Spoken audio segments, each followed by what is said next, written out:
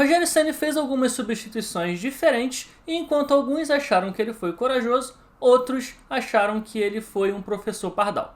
Vamos entender como funcionou o Flamengo taticamente depois dessas substituições no empate em 2-2 contra o União La Calera.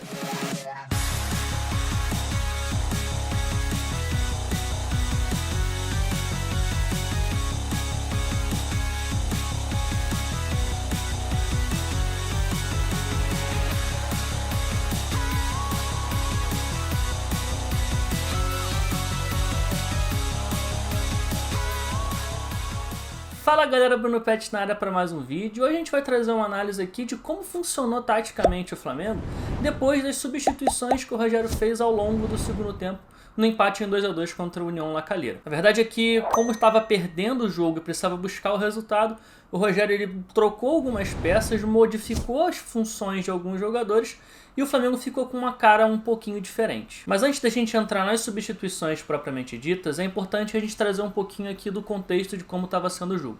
O Flamengo fez um primeiro tempo abaixo, não foi muito bem, e terminou perdendo o primeiro tempo por 2-1. Na volta do segundo tempo, o Flamengo voltou melhor, voltou tendo um controle do jogo e tendo total domínio da posse de bola. O União La Calera não conseguia trocar 3, 4 passes seguidos, a posse era totalmente do Flamengo, as transições defensivas estavam sendo bem feitas e mesmo quando perdia a bola o Flamengo conseguia recuperar a posse imediatamente depois. O ponto é, o Flamengo tinha o controle do jogo, tinha a posse da bola, mas não conseguia criar. Nos primeiros 15 minutos, até a primeira substituição do Rogério Ceni no jogo, o Flamengo fez um total de 0 finalizações na partida. Então, o controle do jogo não estava se transformando em reais chances de gol para o time rubro-negro. E aí o Rogério faz então a sua primeira substituição. Ele saca João Gomes, que era o único volante de ofício em campo, e coloca o atacante Pedro para jogar como dupla de ataque do Gabigol. Com isso, o Bruno Henrique ele vai jogar um pouco mais aberto pela esquerda, mais fixo ali pelo lado esquerdo. O Arrascaeta é deslocado para a meia direita e o Everton Ribeiro se aproxima um pouco mais do Diego, fazendo um papel parecido com o que faz o Gerson no time titular, só que numa função um pouquinho mais avançada, um pouquinho mais adiantada em relação ao Diego. E o que é legal nessa substituição é que o Rogério ele colocou Pedro e Gabigol para jogarem como dupla de ataque. Quem me acompanha já há algum tempo sabe que eu sempre bato nessa tecla de que o Pedro ele precisa ser testado junto com o Gabigol no time, funcionando como dupla de ataque. Muitas vezes algumas pessoas acham que para o Pedro jogar, o Gabigol tem que virar um ponta direita. E aí você tira muito do potencial do Gabigol abrindo ele lá pela ponta direita. Ele não vai entregar o melhor dele, ele não vai conseguir ser potencializado. Quando esses dois caras jogam junto como dupla de ataque, para mim é o momento em que os dois vão conseguir ser mais potencializados, em que as características de um vão conseguir complementar as características do outro. Então esse é um ponto positivo que eu acho muito interessante nessa primeira substituição do Rogério nesse jogo. E a verdade é que essa substituição deu muito certo. Nos primeiros 5 minutos do Pedro em campo, o Flamengo conseguiu criar 3 boas chances de gol. Uma das chances foi numa finalização do Arrascaeta, enquanto as outras 2 foram em chutes do Pedro. E todas elas foram criadas sobrecarregando o lado esquerdo do campo e forçando os ataques daquele lado. Então a gente consegue ver aqui na prática como o time estava disposto em campo, realmente aqui com a Arrascaeta como meia direita, Pedro e Gabigol como dupla, Bruno Henrique aberto lá na esquerda, Everton Ribeiro um pouco mais próximo do Diego e o Mateuzinho aqui como um lateral direito com bastante liberdade para atacar. E aí nessas jogadas a gente começa a ver como o time realmente funcionava. O Arrascaeta, apesar de meia direita, centralizava muito e buscava muito espaço entre as linhas de defesa do La Calera, mais centralizado, por trás dos dois atacantes. Isso abria corredor para o Mateuzinho ultrapassar e ajudava com que o Flamengo conseguisse colocar mais gente ali naquele setor, naquele lado do campo, pelo lado esquerdo. E o interessante é que todas essas 3 chances criadas teve uma participação importante do Pedro fazendo o trabalho de pivô. Então o La Calera começou a ter um pouco de dificuldade porque o Pedro, quando ele saía para fazer esse trabalho de pivô e receber de costas, ele conseguia gerar espaços, abrir buracos no sistema defensivo do time chileno. E aí, a partir do momento em que ele recebia a bola aqui, por exemplo, a gente consegue ver que o Bruno Henrique conseguiu ter um espaço para atacar por fora.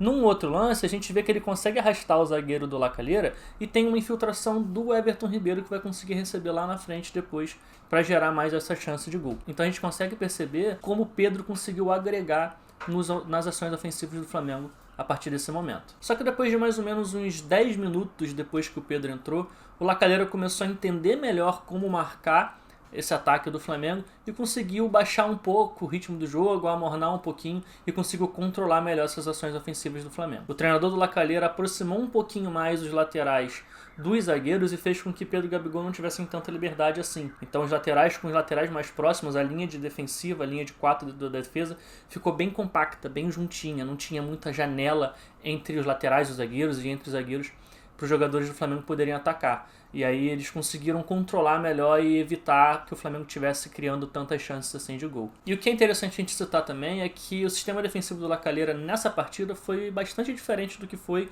na partida em que perderam por 4-1 há 2 semanas atrás. Naquela oportunidade, o La Calera jogou num 4-4-2 losango. Isso fez com que eles marcassem numa linha de 4 de defesa, mas à frente uma linha de apenas 3 jogadores. Então se defendia ali numa espécie de 4-3-1-2. Então a linha de meio cobria menos espaços. Ontem contra o Flamengo eles mudaram um pouquinho. Até porque tinha uma série de desfalques, um monte de jogadores fora. O treinador do La Calera optou por colocar 2 linhas de 4. Então a linha de meio que se antes tinha 3 jogadores, agora nesse jogo ele jogou com 4 jogadores. Então abrindo e alargando mais o campo e conseguindo proteger melhor a linha de 4 de defesa. Então assim, vale a gente ressaltar que o time chileno ele realmente foi organizado e conseguiu se defender bem. É bom a gente ressaltar esse ponto também. E aí depois que o jogo voltou a ficar um pouco mais amarrado, o Rogério arriscou ainda mais. Ele tirou o Bruno Viana e colocou o lateral esquerdo Ramon e trocou ali o Isla pelo Mateuzinho na lateral direita. A troca na lateral direita foi 6 por meia dúzia, Mateuzinho e Isla fizeram a mesma função. Só que a outra troca, tirando o único zagueiro de ofício do time, Bruno Viana, para colocar o Ramon, fez com que o Felipe Luiz viesse jogar como zagueiro mesmo pela esquerda, ao lado do Arão, que também não é um zagueiro de ofício. Então ficou ali Felipe Luiz como zagueiro pela esquerda, Arão como zagueiro pela direita, o Ramon com bastante liberdade ali para ultrapassar e avançar pelo lado esquerdo, que é o ponto forte dele. Isso fez com que o Bruno Henrique se aproximasse um pouquinho mais do Pedro e do Gabigol, formando ali praticamente um trio de ataque, sendo os 3 jogando mais por dentro. Essa substituição aconteceu lá para os 37, 38 minutos do segundo tempo, só que nesse final do jogo parece que, primeiro, o cansaço bateu um pouco nos jogadores, então o ritmo do jogo baixou, e algumas atuações individuais ruins atrapalharam um pouquinho também esse funcionamento. Então no final do jogo acabou que o Flamengo teve até algumas chances, mas todas elas de bola parada. Foram muitos escanteios e muitas faltas laterais em sequência. O jogo ficou mais picotado, o Flamengo não conseguiu criar muitas coisas com bola no chão, com bola no pé. No fim das contas, a vitória não veio, o Flamengo conseguiu empatar, é verdade, mas acabou ficando só por aí. Mas o que eu acho que vale a pena a gente ressaltar é que o Rogério, ele arriscou. Alguns chamam isso de coragem, outros vão chamar de invencionice, que ele deu uma de professor Pardal. Eu prefiro realmente achar que foi coragem, ele tentou algo diferente. Pode não ter sido diferente que alguns torcedores gostariam, que você que está me assistindo gostaria, mas foi diferente. Eu, Bruno, na minha opinião, acho, por exemplo, que o Vitinho poderia ter entrado na vaga do Arrascaeta, que não jogou bem quando o Arrascaeta foi jogar na meia direita.